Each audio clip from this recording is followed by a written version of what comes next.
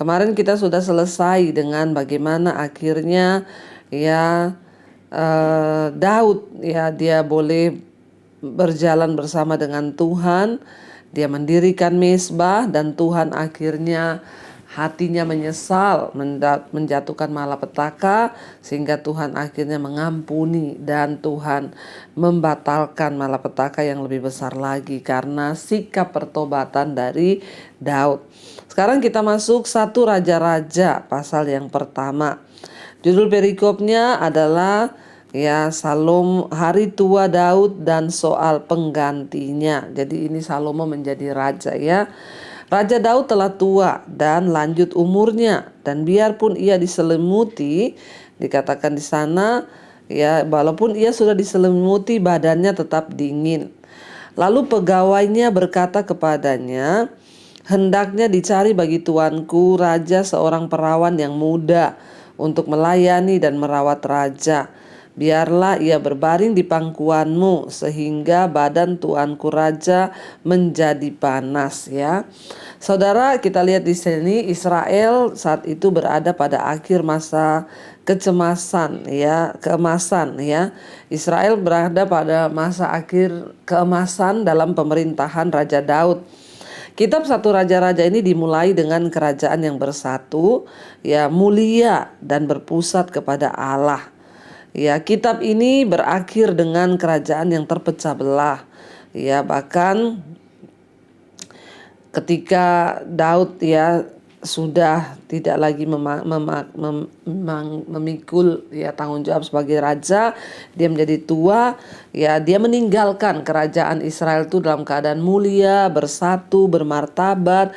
Tapi kita akan lihat selanjutnya ya Israel akan menjadi kerajaan yang terpecah, tidak bermartabat, ya menyembah berhala. Dan penyebab kemerosotan Israel ini kelihatannya sederhana. Ya, karena mereka gagal mentaati Tuhan. Ya, jadi saudara, kita pun ya jangan sampai mengalami hal yang demikian. Kenapa firman Tuhan itu ditulis? Supaya kita ini banyak belajar. Daud sudah menjadi tua, dikatakan di sana, walaupun diselimuti badannya itu tetap dingin. Ya, sehingga akhirnya pegawai-pegawainya mengusulkan untuk mereka mencari perawan untuk ya berbaring di samping Daud supaya badannya menjadi hangat. Ya, dan akhirnya ya Daud itu di masa tuanya mengalami ya namanya orang sudah tua. Dikatakan lalu pegawai-pegawainya mengusulkan untuk mencari ya perawan muda untuk dia boleh berbaring di sebelahnya Daud, sehingga tuannya Raja Daud itu badannya menjadi hangat, saudara ya. Tapi ini jangan ditiru ya, nanti banyak yang berkata tuh Daud aja begitu di masa tuanya. Ya, lalu ini yang suruh pegawai-pegawainya. Maka di seluruh daerah Israel dicarilah gadis yang cantik dan didapati Abisak, gadis Sunem, lalu dibawa kepada raja. Gadis itu amat cantik dan ia menjadi perawat raja dan melayani dia, tetapi raja tidak bersetubuh dengan dia. Jadi dia hanya disuruh merawat. Mungkin ya dikasih yang cantik biar lebih semangat Daud di hari tua. Ya, dan akhirnya ya dia boleh ya bersemangat hidup lagi. Tapi ingat, di situ ditekankan Daud tidak bersetubuh dengan gadis itu, tidak melakukan kenajisan. Ya, hanya disuruh untuk merawat saja. Lalu Adonai anak Hagit ya meninggikan diri dengan berkata, aku ini mau menjadi raja. Ia melengkapi dirinya dengan kereta-kereta dan orang-orang beserta kuda, 50 orang ya yang dikatakan berlari di depannya. Karena raja sudah menjadi tua, semua ini pengen menduduki kedudukannya Raja Daud. Ya, di sana dikatakan ya ada yang bernama Adonai, ya dia kepengen ya untuk diangkat menjadi raja, lalu dia menunggangi kereta dan ada 50 orang berlari ya di depannya dia dengan kereta kuda. Selama hidup Adonai, ayahnya belum pernah menegur dia dengan ucapan, "Mengapa engkau berbuat begitu?" Ya. Jadi saudara, Adonai ini dia ini selama hidup, bayangkan dia tidak pernah Daud itu menegur dia. Adonai adalah anak laki-laki keempat dari Raja Daud dan merupakan pilihan yang logis untuk menggantikan Daud kalau dipikir sebagai raja. Anak laki-laki pertama Daud, Amnon, ya sudah dibunuh ya oleh Amnon itu anak laki-laki pertama Daud sudah dibunuh oleh Absalom karena ya dia memperkosa ya adik perempuan Absalom. Anak laki-laki kedua dari Daud, di sana dikatakan ya anak laki-laki keduanya Daud itu Daniel, disebutkan hanya di dalam silsilah pada 1 Tawarik 3 ayat yang pertama. Ya, dan kemungkinan dia juga sudah mati ya pada waktu itu. Anak laki-laki ketiga dari Daud yaitu Absalom, dia juga sudah tewas dalam satu pemberontakan ya, kita ingat ya ketika melawan Daud dibunuh oleh Yoab, saudara. Jadi selama hidupnya Adonai ini tidak pernah dimarahin oleh Raja Daud. Daud tidak pernah berkata, kenapa kamu melakukan itu? Ya, kenapa kamu berbuat demikian? Jadi bahaya kalau anak-anak itu tidak pernah ditegur. Ya, dan dikatakan Daud selama hidupnya tidak pernah menegur Adonai. Ya, mengapa engkau berbuat demikian? Seperti itu, ia pun sangat elok perawakannya. Jadi Adonai itu sangat baik ya tampilannya gitu ya. Dia adalah anak pertama sesudah Absalom. Ya, dan dikatakan maka berundinglah ia dengan Yoab, maka anak Seruya dan dengan Imam Abiatar, dan mereka menjadi pengikut ya. Mereka menjadi pengikut dan pembantu Adonai. Tetapi Imam Sadok dikatakan di sana, Imam Sadok itu dan Benaya bin Yoyada dan Nabi Nathan ya, dan Simei dan juga ya Rei dan para pahlawan yang lainnya, pahlawannya Raja Daud, tidak memihak kepada Adonai. Jadi terjadi dua kubu ini, terjadi perpecahan. Ya, ketika Daud sudah menjadi tua, mulai terjadi ya peralihan. Ini harus ada orang yang menggantikan raja. Anak Daud yang keempat bernama Adonai ini, dia kepengen ya diangkat menjadi raja. Dia mengendarai kereta dengan 50 orang mengikut di belakangnya berlari. Dia menyatakan diri sebagai raja dan ikut di belakangnya itu Yoab ya. Yoab ada di belakangnya dia untuk ikut membela dia juga.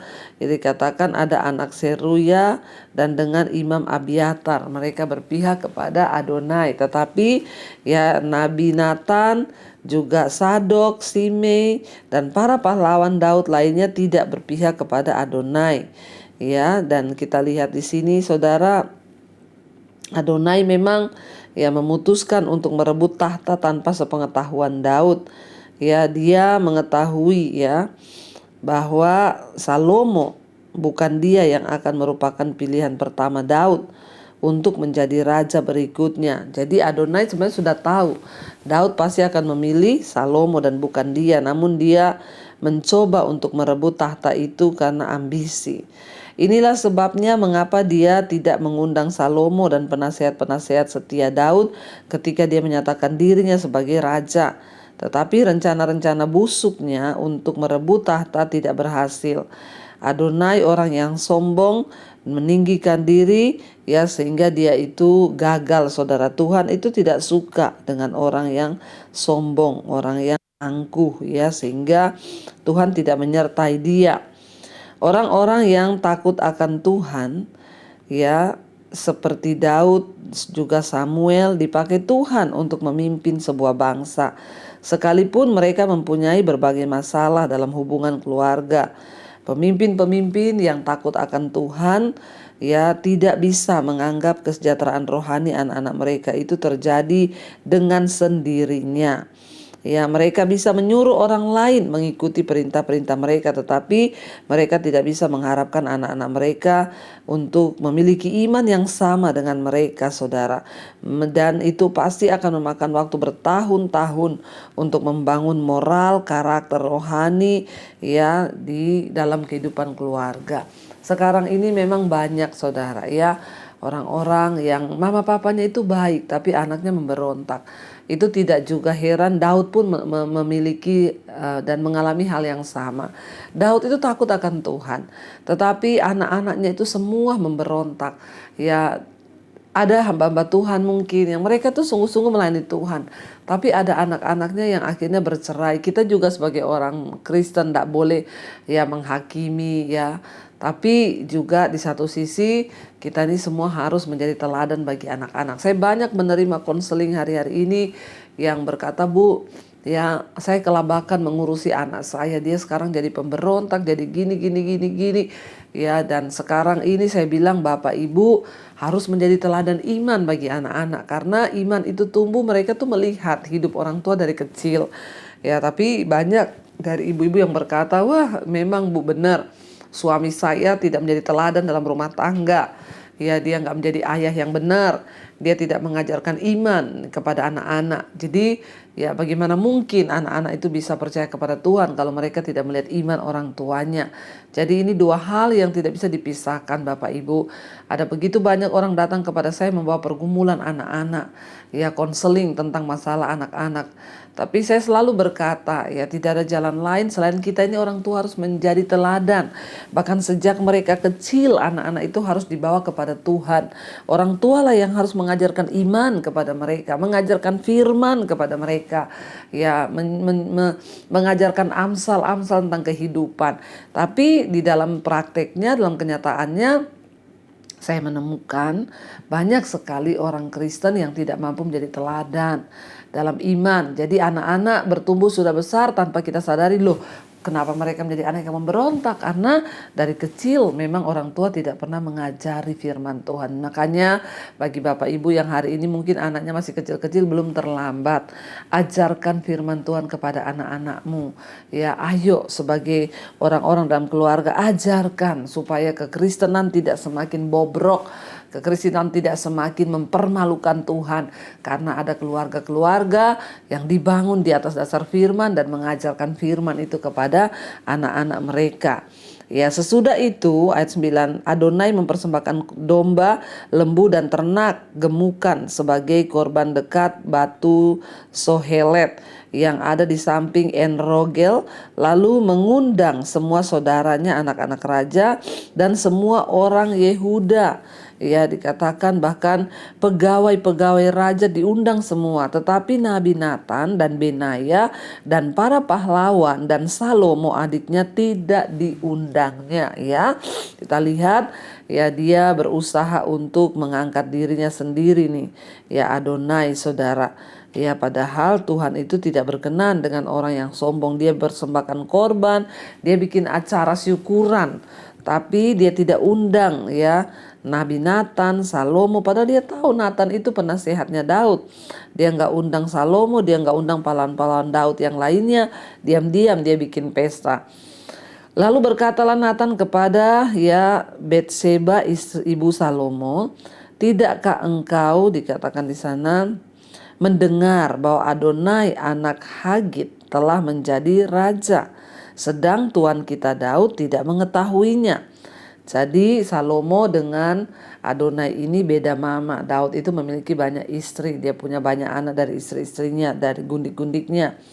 Lalu ya dikatakan di sana Nabi Nathan berkata kepada Betseba, engkau sudah dengar ya bahwa Adonai anak Hagit telah menjadi raja, sedangkan tuanku Raja Daud dia tidak mengetahuinya. Karena itu baiklah ya, aku beri nasihat kepadamu supaya engkau dapat menyelamatkan nyawamu ya, dan juga dikatakan oleh sana dan juga nyawa anakmu Salomo. Pergilah, masuklah menghadap Raja Daud dan katakan kepadanya, bukankah tuanku sendiri ya Raja?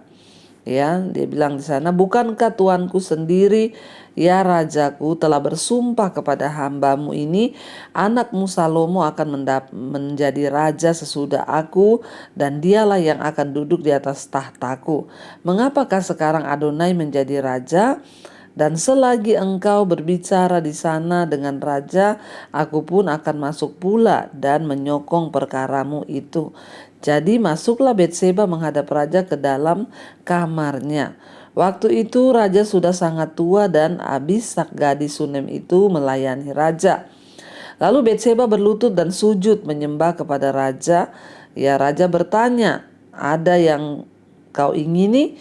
Lalu perempuan itu berkata kepadanya, "Tuanku sendiri telah bersumpah demi Tuhan Allahmu kepada hambamu ini, anakmu Salomo akan menjadi raja sesudah aku, dan ia akan duduk di atas tahtaku. Tetapi sekarang lihatlah, Adonai telah menjadi raja, sedangkan ya tuanku sendiri tidak tahu." Jadi saudara, ya ini Adonai ini dia melantik dirinya sendiri. Dan ya Nabi Nathan menyuruh untuk Betseba bertindak. Betseba itu ya perempuan yang dinikahi oleh Daud. Ingat ya, yang suaminya dibunuh. Jadi dia punya anak tuh Salomo. Salomo ini dulu raja memang sudah berikhtiar bahwa kalau dia nanti mati, Salomo yang akan menggantikan dia menjadi raja. Ya, tetapi tiba-tiba Adonai sudah melantik dirinya menjadi raja. Akhirnya Nabi Nathan membujuk Betseba, "Kamu menghadap raja, ya mumpung raja masih hidup. Ingatkan akan dulu janjinya bahwa Salomo akan menjadi raja. Sebab kalau Adonai orang yang sombong itu ya akan menjadi raja, maka nyawamu dan nyawa anak-anakmu pasti terancam." Ya, di dalam keluarga sendiri pun banyak perpecahan, saudara. Hari-hari ini pun kita melihat karena harta warisan, orang tua belum mati, anak-anak sudah berantem memperebutkan tahta, jabatan, harta dan semuanya. Ya, namun kita percaya bahwa Tuhan itu turut bekerja dalam segala sesuatu. Alkitab ini ditulis supaya kita banyak belajar. Kegagalan Daud adalah ya dia gagal untuk menyatukan anak-anaknya hidup dalam kasih, ya, dan kita belajar hari-hari ini tidak ada yang lain yang perlu kita tanamkan kepada anak cucu kita selain hidup saling mengasihi, tidak saling menjatuhkan, tidak saling membunuh, tetapi saling menghormati. Adonia, ya anak Raja Daud, saya tadi itu salah ngomong saudara, Adonia ya. Adonia anak Daud ini sudah membuat pesta ucapan syukur. Ya, bahkan dikatakan di sana ia sudah menyembelih banyak lembu, ternak gemukan, domba. Dia mengundang semua anak-anak raja kecuali ya Imam Abiatar, kecuali yang dia tidak undang adalah Salomo dan Nabi Nathan. Ya, dia telah mengundang semua anak raja dan Imam Abiatar diundang, Yoab panglimanya Daud diundang, ya, tetapi Salomo tidak diundang. Sebab dia tahu memang sesungguhnya jabatan raja itu akan jatuh kepada Salomo. Ayat 20 dikatakan di sana, 1 Raja-Raja pasal pertama ayat 20, "Dan kepadamu lah ya Tuanku Raja tertuju mata seluruh orang Israel." Ya, dia dikatakan di sana supaya engkau memberitahukan kepada mereka siapa yang akan duduk di atas tahta Tuanku Raja sesudah Tuanku. Ini akhirnya ya Nabi Nathan meminta untuk Betseba menghadap raja untuk memberitahukan kepada Raja Daud bahwa si Adonia sudah mengangkat diri menjadi raja, padahal tuanku Raja Daud sudah berjanji bahwa Salomo lah yang akan menggantikan. Akhirnya Betseba masuk ke kamar raja, dia berkata ya, sudah menyembelih domba, kambing, sudah mengundang semua orang. Tetapi ya kata Betseba, "Kepadamu lah ya Tuanku Raja," ayat 20, "tertuju mata seluruh orang Israel, supaya engkau memberitahukan kepada mereka siapa yang akan duduk di atas tahta Tuanku Raja, ya, ketika nanti Tuanku sudah tidak ada. Nanti aku ini dan anakku Salomo dituduh bersalah, segera sesudah Tuanku Raja mendapat perhentian bersama-sama dengan nenek moyang." Ya, ayat 22, selagi Betseba berbicara dengan raja, maka datanglah Nabi Nathan. Ya, diberitahukanlah kepada raja itu ada Nabi Nathan. Masuklah ia menghadap raja, lalu sujud menyembah kepada raja dengan mukanya sampai ke tanah. Nathan berkata kepada raja, ya Tuanku Raja, tuanku sendiri rupa-rupanya yang telah berkata, Adonia akan menjadi raja sesudah aku dan ia akan duduk di atas tahtaku. Sebab pada hari ini ia telah menyembelih ya banyak lembu, ternak gemukan dan domba. Ia mengundang semua anak raja, para panglima, Imam Abiatar, dan sesungguhnya mereka sedang makan minum di depan sambil berseru, "Hidup Raja Adonia." Tetapi hambamu ini dan Imam Sadok, Benaya bin Yoyada dan hambamu Salomo tidak diundangnya, kata Nabi Natan. Jika hal ini terjadi dari pihak tuanku raja, maka engkau tidak memberitahukan hamba-hambamu ini siapa yang akan duduk di atas tahta tuanku raja sesudah tuanku. Jadi Nabi Natan itu bertanya kepada Daud, apakah memang tuanku raja yang sudah mengangkat Adonia untuk menjadi raja setelah engkau? Ya, dan apa reaksi Daud kita lihat ya ayat 28. Jadi kita tahu saudara, karena ketamakan, karena kesombongan, Adonia itu mengangkat dirinya sebagai raja. Dia tidak menghormati orang tuanya Daud yang masih hidup. Ya, dan puji Tuhan, Nabi Natan membujuk agar Betseba masuk ke dalam kamar raja dan menyatakan hal yang sesungguhnya sudah terjadi. Kita lihat ayat 28, Salomo diurapi menjadi raja. Lalu Raja Daud menjawab, katanya, "Panggillah Batseba." Perempuan itu masuk menghadap raja dan berdiri di depannya. Lalu raja bersumpah dan berkata, "Demi Tuhan yang hidup, yang telah membebaskan nyawaku dari segala kesesakan, pada hari ini aku akan melaksanakan apa yang kujanjikan kepadamu demi Tuhan Allah Israel." Ya, dan dia berkata, "Demi sumpah ini anakmu Salomo akan menjadi raja sesudah aku, dan dialah yang akan duduk di atas tahtaku menggantikan aku." Jadi kita ingat saudara ya, dulu ketika Daud hendak membangun rumah Tuhan, hendak membangun bait Allah, ya Tuhan melarang Daud dan berkata, "Tidak bisa, sebab tanganmu itu berlumuran darah. Anakmu lah Salomo yang akan membangun rumah bagiku." Jadi Daud sudah tahu pasti Tuhan itu ingin mengangkat Salomo menjadi raja. Salomo anak Betseba. Sehingga sebelum raja mati, ini harus benar-benar disahkan dulu, karena Adonia sudah mengangkat dirinya sendiri menjadi raja. Dan akhirnya di depan Nabi Natan, raja memanggil Betseba dan dia berkata, ya, dia sudah menyampaikan sumpah, "Anakmu Salomo yang akan menjadi raja sesudah aku, dan dialah yang akan duduk di atas tahtaku menggantikan aku." 31, lalu Betseba berlutut dengan mukanya sampai ke tanah. Ia sujud menyembah kepada raja dan berkata, "Hidup tuanku Raja Daud untuk selama-lamanya." Lagi kata Raja Daud, "Panggillah Imam Sadok, Nabi Natan dan Benaya bin Yoyada." Mereka masuk menghadap raja, dan raja berkata kepada mereka, "Bawalah ya para pegawai tuanmu ini, naikkan anakku Salomo ke atas bagal betina kendaraanku sendiri, dan bawa dia ke Gihon. Imam Sadok dan Nabi Natan harus mengurapi dia di sana menjadi raja atas Israel. Kemudian kamu meniup sangkakala dan berseru, 'Hidup Raja Salomo.' Sesudah itu kamu berjalan pulang dengan mengiring dia, lalu ia akan masuk dan duduk di atas tahtaku, sebab dialah yang harus naik tahta menggantikan aku, dan dialah yang kutunjuk menjadi raja atas Israel dan Yehuda." Ya saudara, kita lihat di sini memang saudara ya, tidak bisa dielakkan ya, seringkali terjadi di dalam sebuah keluarga seperti demikian. Ya, orang tua belum meninggal aja anak-anak sudah berebut ya, ingin menggantikan posisi orang tua atau ingin mengambil alih harta kekayaan. Dia tidak demikian, tidak lazim itu terjadi, dan demikian juga yang terjadi dalam keluarga Raja Daud. Ya, Daud belum mati tapi anaknya sudah melantik dirinya menjadi raja. Tentunya Tuhan tidak berkenan dengan hal-hal yang seperti itu, sehingga akhirnya lewat Nabi Natan Tuhan mau agar ya siapa yang sesungguhnya dipilih Tuhan untuk menjadi raja itu Salomo harus diurapi. Akhirnya Daud menyuruh untuk memanggil ya Nabi Natan, Imam Sadok dan juga Salomo ya, sehingga mereka itu mengurapi ya Salomo. Dan dikatakan di sana ya dinaikin dengan ya keledai yang punyanya Raja Daud. Kita mungkin berpikir Raja Daud ya mengirimkan seekor kuda perang yang besar dan gagah perkasa untuk membawa Salomo anaknya ke upacara pelantikan. Sebaliknya ternyata yang dibawa adalah ya keledai Daud. Pada zaman Daud, keledai adalah binatang berharga yang ditunggangi oleh orang-orang kaya dan berkuasa. Ketika Yesus memasuki Yerusalem, ingat ia tidak menunggangi seekor kuda tetapi seekor keledai. Jadi pada zaman itu kuda ya lebih murah harganya dibandingkan keledai. Keledai itu ditunggangi oleh ya orang-orang kaya dan kaum bangsawan.